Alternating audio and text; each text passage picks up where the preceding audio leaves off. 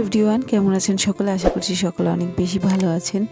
I hope পৃথিবীর যে প্রান্ত থেকে আমার ভিডিওটা দেখছেন শরীর এবং মন দুটোই সুস্থ স্বাভাবিক রয়েছে আপনাদের।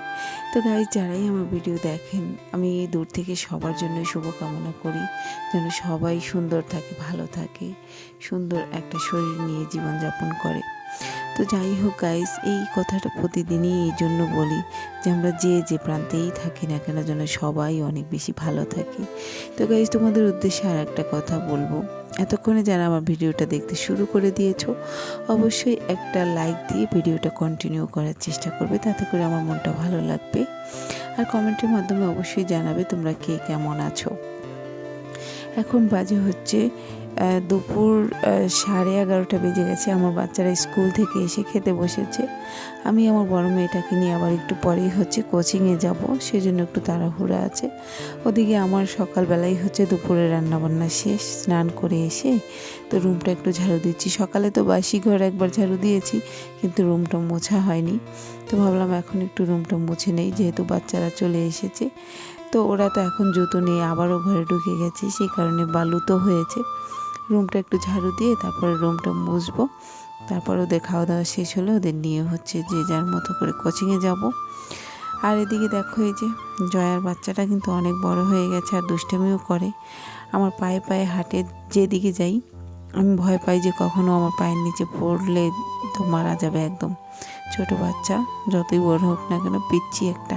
এই যে দেখো, এখন কিন্তু মা আর তার ছেলে দুষ্টুমি করতেছে, এই যে প্রচুর দুষ্টুমি করতেছে। দেখো দেখো, আমরা মাঝে মাঝে ওদের কাছে বসে খুব শান্তি পাই। আসলে মানসিক শান্তি এরাই দিতে পারে, মানসিক শান্তি মানুষ দিতে পারে না, পশুতেই ভালো দিতে পারে। তো কখনো কখনো ওদের এই দুষ্টুমিগুলো আমাদের সময় কাটানোর জন্য সহযোগিতা করে, খুব ভালো লাগে। আমরা ওদের নিয়েই আসলে শান্তিতে থাকি সব সময়। যাই হোক গাইস, অনেক কথা বলে ফেললাম, ভিডিওর টপিকে চলে আসি। ইদানিং কিন্তু খুব লাইক কম হয়, সবাই বলে সবার ভিডিওতে।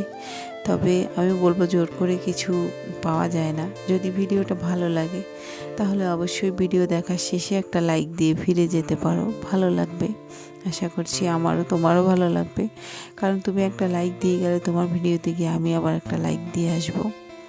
লাইকটা হচ্ছে এরকম একটা বিষয় যে যখন তুমি আমাকে একটা লাইক দেবে তখন কিন্তু আমার ভিডিওটা অন্য আর একটা মানুষের কাছে যেতে সহযোগিতা করবে। সেই কারণেই কিন্তু সবাই বলে থাকে লাইকের কথা। বেশিরভাগ সময় একটা লাইক দিতে তো আর সমস্যা নেই, একটা লাইক দিলে তো আর তেমন কিছু হারিয়ে যায় না, তাই না? ভিডিওটা দেখা শেষ একটা লাইক দিয়ে চলে গেলেই কিন্তু হয়। পুরো ভিডিওটা না দেখা হোক, মিনিমাম 3 মিনিট বা 5 মিনিট দেখলে কিন্তু 3 মিনিট দেখলে একটা ভিউজ কিন্তু হয়। আমি যতটা জানি, আমি অত বেশি ভালো জানি না, তবে আমি জানি 3 মিনিটে একটা ভিডিওর ভিউজ পূর্ণ হয় আর কি। তো বড় ভিডিও যাদের, তাদের ভিডিওতে 5 মিনিট দিলে হয়, যাদের ছোট ভিডিও তাদের 3 মিনিট দিলেও কিন্তু হয়। ওয়াচ টাইমটা তো মানুষের প্রয়োজন হয়ে যায়, লাইক কমেন্ট এগুলো তো থাকবে, কিন্তু তার সঙ্গে তো ওয়াচ টাইমটাও প্রয়োজন আছে। আর একটা বছর আমি একটা বড় চ্যানেল কিন্তু ছেড়ে এই চ্যানেলটা পরে বাছাই করেছি, যে কারণে হচ্ছে আমি বারে বারে এই কথাটা বলি। আমার বলার উদ্দেশ্য একটাই, যে কারণে আমি হচ্ছে একটা চ্যানেল ছেড়ে দিলাম, তো সেই একই কারণ যদি এখানেও হয় তো সেই কারণেই আসলে বলা। যাই হোক, এদিকে কথা বলতে বলতে কিন্তু আমার রুমটাও মোছা হয়ে গেছে মোটামুটি। স্নান করে আজকে রুমটা মুছে নিলাম, যে কোনো ব্যাপার না। এদিকে রুমটা মোছা হয়ে গেছে। আমার ছোটো মেয়েটা খাওয়া দাওয়া শেষ করেছে, ও একটু ঘুমিয়ে পড়বে এখন। আর আমি আর আমার বড় মেয়েটা হচ্ছে কোচিংয়ের দিকে যাবো, ওকে দিতে আর কি, দিয়ে আমি চলে আসবো। আর এদিকে আমার মেজো মেয়েটা দেখো, ওর বাবা বিস্কিট কিনে দিয়েছে, সেটাই তোমাদের সাথে একটু শেয়ার করছে, তোমাদের দেখাবে আর কি যে কী বিস্কুট আনা হয়েছে। এই যে দেখো, বিস্কুটের নাম হচ্ছে ভালোবাসা, তো সেই কারণেই হচ্ছে তোমাদের দেখাবে। বিস্কুটটা আমি খেয়েছি, অনেক মজা লেগেছে, খুব ভালো একটা বিস্কিট আর কি। ফ্লেভারটাও দারুণ ছিল, যেটা চকলেটের সাথে। দেখো এই যে ভালোবাসা, তো ওর বাবাকেও দিয়েছে, ওর বাবা খেয়ে খেয়ে ট্রাই করে দেখছিল যে কোনটা ভালো। তো আমরা সবাই মিলে কিন্তু খেলাম, অনেক মজা ছিল বিস্কুটটা আর কি। আর এই যে এখন বিকেলবেলা অহনার পিসামণি দেখো কি করেছে, কাল তো সবে বরাত গিয়েছে আর এখনও কিন্তু অনেক বড় বড় রুটি দোকানে আছে। তো গিয়ে এত বড় একটা রুটি কিনে নিয়ে এসেছে। এর আগে আমি কখনো এত বড় রুটি খাইনি। বিশাল এক রুটি প্লেটে ধরছিল না, অনেক বড়। এটা নিয়ে আমরা অনেক মজা করছিলাম যে আমরা সবাই মিলে এখন এত বড় রুটিটা খাবো। কিন্তু আমি কেটে দেখলাম, আমরা খেয়ে পারিনি, কিন্তু সবাই আরও ছিল তো আমি রেখে দিয়েছিলাম। সকালবেলা ওরা খেয়ে আবার স্কুলে গিয়েছিল। তো দেখো বিশাল বড়, কিন্তু তো সবে বরাতের রাতে কিন্তু এরকম রুটি তৈরি করা হয়। আমি এর আগেও দেখেছি এবং আমি দাওয়াত পেয়েছি, যাদের বাসায় গিয়েছি তারা খাইয়েছে আমাকে। আমার হাজব্যান্ড তো একজন শিক্ষক, তো স্টুডেন্টরা দাওয়াত করে নিয়ে যায় আমাদের মাঝে মাঝে। তো এই সবে বরাতের রাতে আমাদের একটা স্টুডেন্ট, ওর নাম ছিল রাজীব, ও এখন বিদেশ চলে গেছে। ও এখন থাকে হচ্ছে সৌদি আরবে, মাঝে মাঝে কল দেয়। তো ও একবার আমাদের খাইয়েছিল বড় এক রুটি, তারপরে প্রায় 12 থেকে 13 পদের আইটেম করেছিল শুধু আমাদের জন্য খাবারের আয়োজন। আমার মনে আছে ওর এই কথাটা। এবং ঈদ আসলে ইফতার খাওয়াতো আমাদের, এবং ও যখনই রুমে আসতো আমার জন্য কিছু না কিছু নিয়ে আসতো। ওকে বলতে পারবো না, ও ছিল, ইয়াসিন ছিল আর একটা ছেলে, খুব ভালোবাসতো আমাদেরকে। ওদের কথা বলবো না, ওরা যদিও দুজনেই এখন সৌদি আরবে থাকে, মাঝে মাঝে ফোন দেয়, ভালো লাগে, ফোনে কথা হয়। তো কিছু কিছু স্মৃতি মনে পড়ে যায় কিছু কিছু কারণে। আর শবে বরাতের রাতে হচ্ছে প্রচুর রুটি আসতো আমাদের বাসায়, রুটি হালুয়া, কিন্তু এবছর একজনেও আনেনি। আর একটা কথা শুনলাম যে এখন নাকি রুটি আর হালুয়া খাওয়া নাকি বারণ, হালুয়া বিশেষ করে। জানি না সত্য মিথ্যা, আপনারা জানেন কতটা সত্য। মানে একটা হুজুর বলল, দেখলাম ওয়াজ করতে, যে নবীজির নাকি যুদ্ধ করতে গিয়ে একটা দাঁত ভেঙে গিয়েছিল, সেই কারণে উনি নরম খাবার খেয়েছিলেন।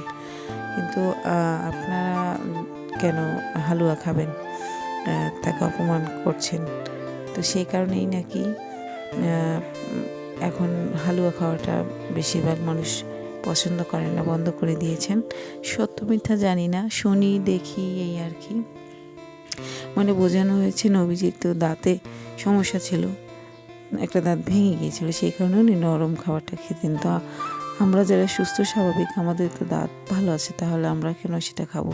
তাহলে কি তাকে আমরা ব্যঙ্গ করে খাচ্ছি কিনা? সেই কারণে হুজুর মনে হয় এই কথা বলেছে। যাই হোক, এখন মনে হয় অনেকেই হালুয়াটা কম খায়। রুটি হয়তো বা করে, মাংস রুটি, কিন্তু হালুয়াটা মনে হয় খুব কম খায়। এই কারণে হয়তো বা এই কথাটা বলা হয়েছে। যাই হোক, আমি ব্যাপার অত বেশি জানি না। আমি মাঝে মাঝে ওয়াজ শুনি, ভালো লাগে, মানে যখন ভালো ভালো কথা বলে আমার শুনতে ভালো লাগে। তো এই যে বিকেলবেলার নাস্তাগুলো আমি এখন তৈরি করতেছি। দেখো আজকের নাস্তায় হচ্ছে পুরি, আলু পুরি। আমার ছোটো মেয়েটা খাবে, অনেক দিন পরে বললো পুরি খাবে, তো ভাবলাম ভেজে নিই, সবাই মিলেই খাবো। তো অনেক সুন্দর হয়েছিল পুরিগুলো। আর অনেক দিন পরে কিন্তু আমি এই যে পুরি ভাজতেছিলাম, বেশ অনেক দিন হয়ে গেছে পুরি ভাজা হয় না ঘরে। আর যদিও লুচি ভেজেছিলাম একদিন মাঝে, কিন্তু পুরিটা অনেক দিন হয় না। যখন থেকে আমার ফ্যাটি লিভারটা ধরা পড়ে তখন থেকে আমি খুব তেলের খাবারটা একটু কম খাই আর কি। যদিও খাওয়া অভ্যাস, তো হুট করেই এটা চেঞ্জ করা কিন্তু সম্ভব না, কিন্তু আস্তে আস্তে কিন্তু নিজেকে কন্ট্রোল করার চেষ্টা করছি, এবং মোটামুটি তেলের প্রতি একটা অনীহা চলে আসছে। এটা কিন্তু অভ্যাসের উপরেই কিন্তু সব কিছু চলে। তো গাইজ, এখন তোমাদের কাছ থেকে বিদায় নেব। যারা আমার নতুন নতুন বন্ধুরা আসছো আমার ভিডিওতে, একেবারেই নতুন, তাদেরকে অসংখ্য ধন্যবাদ। যারা পুরানো রয়েছে তাদেরকেও অসংখ্য ধন্যবাদ। তাদেরকে ধন্যবাদ দিয়ে ছোটো করতে চাই না। ওই যে আগেও বলেছি, কয়েকটা আপুর ভিডিও দেখা হচ্ছে আমার নেশা। আমি দেখি কয়েকজন আপুর ভিডিও, মানে সকালবেলা ঘুম থেকে উঠেই তাদের ভিডিওগুলো আমার সামনে চলে আসে, দেখতেই হয়। একজন আছে আমার আমেরিকান আপু, আর দুজন আছে বাংলাদেশি আপু, যাদের ভিডিও আমি প্রতিনিয়ত দেখি, আমার খুব ভালো লাগে। তো এদিকে যে কথা বলতে বলতে হয়ে গেছে আমার পুরি তৈরি করা, দেখো, আর টমেটো কেটে নিয়েছি সাথে। যাই হোক, আজকে ভিডিওটা কিন্তু এতটুকুই। তো তোমরা ভিডিও দেখো, দেখতে দেখতে ভালো লাগলে চ্যানেলটা সাবস্ক্রাইব করে রাখতে পারো। আর যদি অনেক বেশি ভালো লাগে লাইক কিন্তু করে দেবে, সাথে শেয়ার করতে ভুলবে না। ওকে, বাই।